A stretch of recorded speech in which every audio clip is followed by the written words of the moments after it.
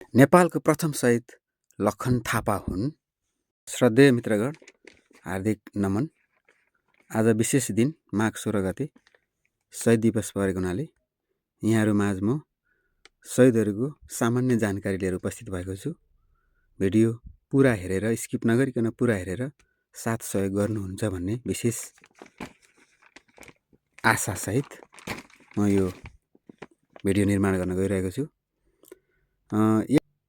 हाम्रो देश नेपाललाई चाहिँ अग्रगामी सुधारोन्मुख लाने क्रममा विभिन्न शहीदहरूले शहादत प्राप्त गरेको कुरा हामी इतिहासमा पढ्न पाउँछौँ।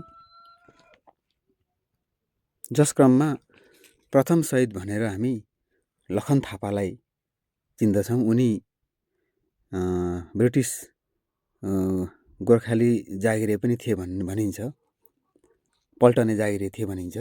लखन थापा चाहिँ तत्कालीन श्री 3 जङ्गबहादुर राणाको विरुद्धमा प्रचारबाजी गरेको भन्दै गोर्खा जिल्लाको मनोकामना मन्दिर अगाडि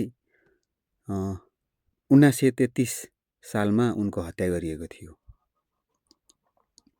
त्यसै गरी अन्य प्रसिद्ध 4 शहीदहरूमा हामी शुक्रराज शास्त्री लिन सक्छौँ।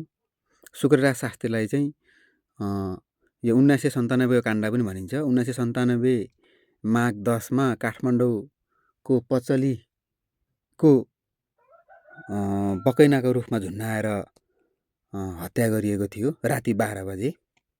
त्यसै गरी अर्का शहीद दशरथ चन्द, उनलाई 1997 सालकै माघ 14 गते काठमाडौँको शोभा भगवतीको मन्दिर अगाडि तत्कालीन नरशमशेर राणाले गोली हानेर हत्या गरिएको थियो। त्यसै गरी अर्का शहीद धर्मभक्त माथिमालाई पनि 1997 साल माघ 13 गते काठमाडौँको सिफलमा गोली हानी हत्या गरिएको थियो भने अर्का 4 शहीदमध्ये कान्छा शहीद भनेर चिनिन्छन् गङ्गालाल श्रेष्ठ। उनलाई चाहिँ सोही साल 1997 सालकै माघ 14 गते राति नरशमशेरले नै शोभा भगवती अगाडि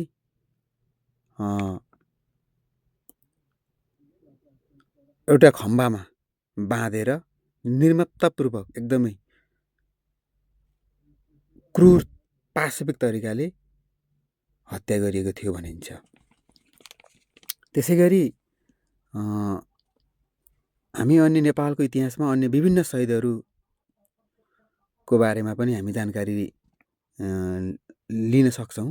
जस्तै अब भीमदत्त पन्त, त्यसै गरी दुर्गानन्द झा, त्यसै गरी यज्ञबहादुर थापा, त्यसै गरी यता पूर्वमा रत्नकुमार बान्तवा लगायतका शहीदहरूको बारेमा पनि हामी स्मरण गर्न चाहन्छौँ।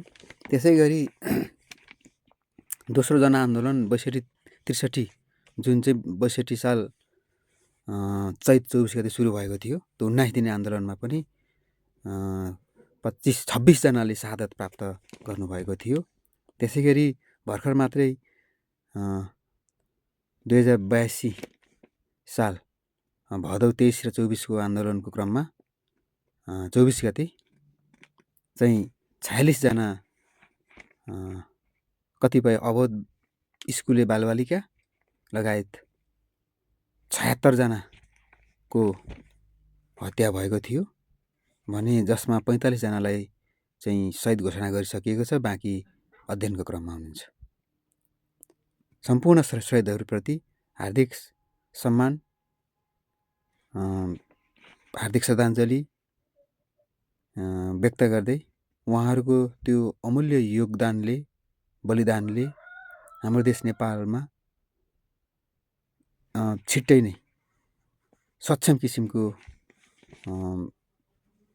सत्ता निर्माण हुन सकोस् भन्ने शुभेच्छा सहित पुनः शहीदहरूको स्मरणमा हार्दिक श्रद्धाञ्जली व्यक्त गर्दै यहाँहरूबाट म ओझेल हुन चाहन्छु र शहीदहरूप्रति सम्मान गर्दै मिठो एउटा कमेन्ट पनि राख्न नभुल्नुहोला। जय होस् सबैको।